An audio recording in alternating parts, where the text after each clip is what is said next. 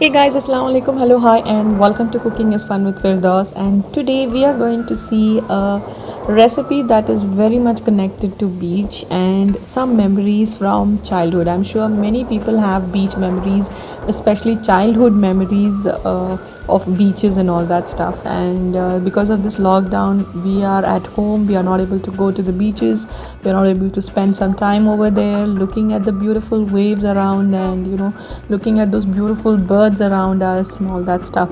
So when I was sitting and thinking today evening, it really flicked me that what is that one thing that I really miss at beach apart from the waves and the view and all that is the food.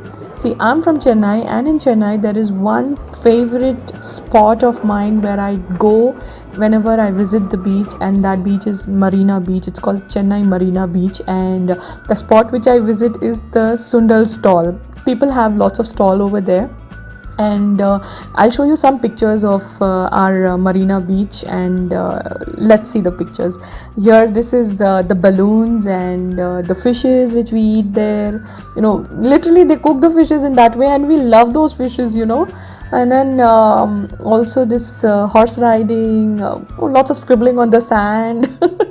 But the most important thing is Sundal. Yes, this is one of my favorite spot where I visit, and I always wanted to have Sundal over there.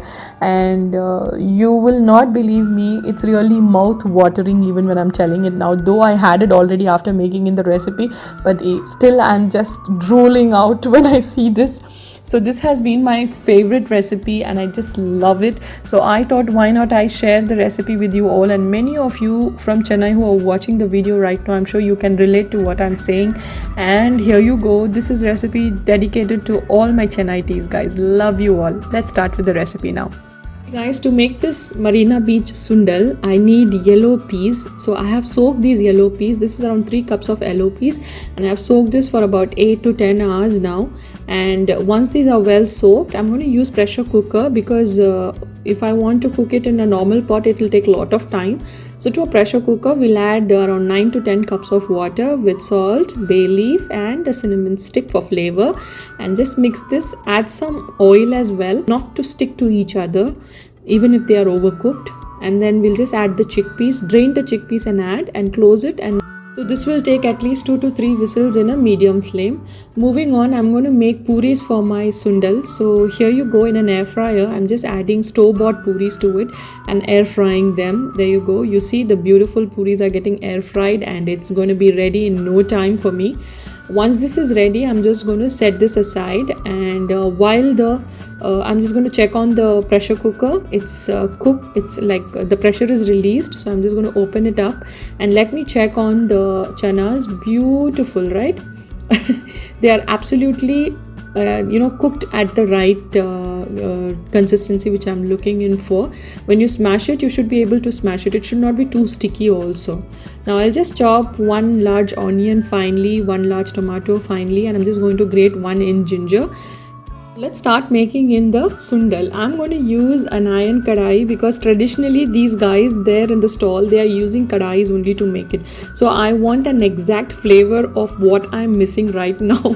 So I have a very small iron kadai with me. I'm going to use this. If you have a bigger one, use a bigger one because it will be easy for you to cook it. But I have a very small one, so please forgive me on this, and I'm going to use this one only. I don't want to substitute with any other kadai right now. So here you go. Let's start. We'll first heat the kadai nicely because it takes a little bit more time to get heated up, and then we'll add oil. Around 3 tablespoons of oil I'm adding, and then for tempering I'm using curry leaves, mustard seed and hing, around half a teaspoon of hing. So once I add all this to the thing, we're just going to mix it well. Now you will add the grated ginger to it, and once you add the grated ginger, you will add cumin seeds, around 1 small teaspoon of cumin seeds.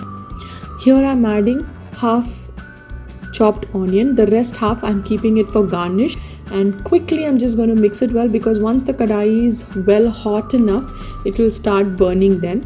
And I'll lower in the flame here, and then I will add the dry red chilies. If you want, you can add chopped or minced green chilies, but we resist green chili and we are okay with the red chili, so we are going with the dry red chili.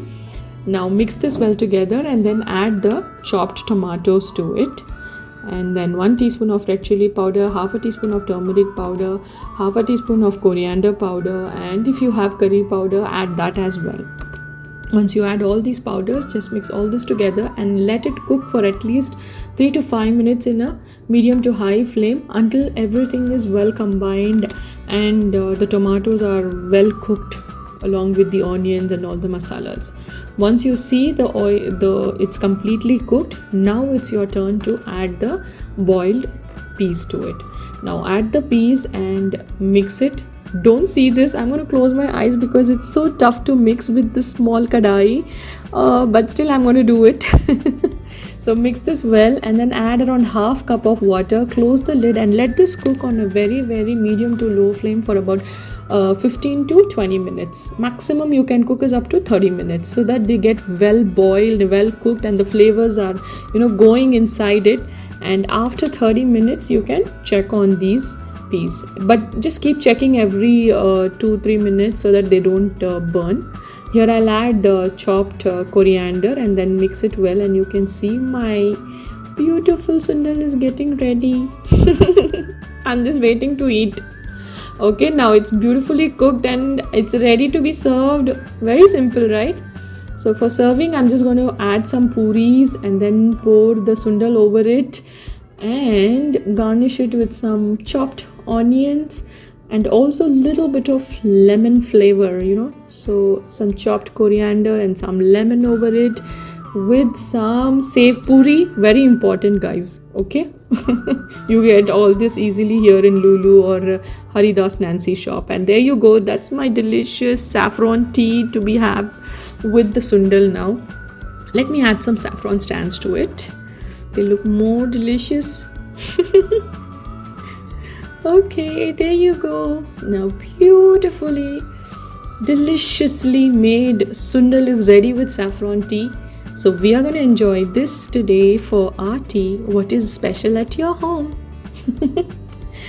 So thank you guys. Thanks for watching and thanks for staying with me throughout the video. Love you all. Thanks for watching, and inshallah we'll be back with another recipe. Until then, you take care. Allah Hafiz.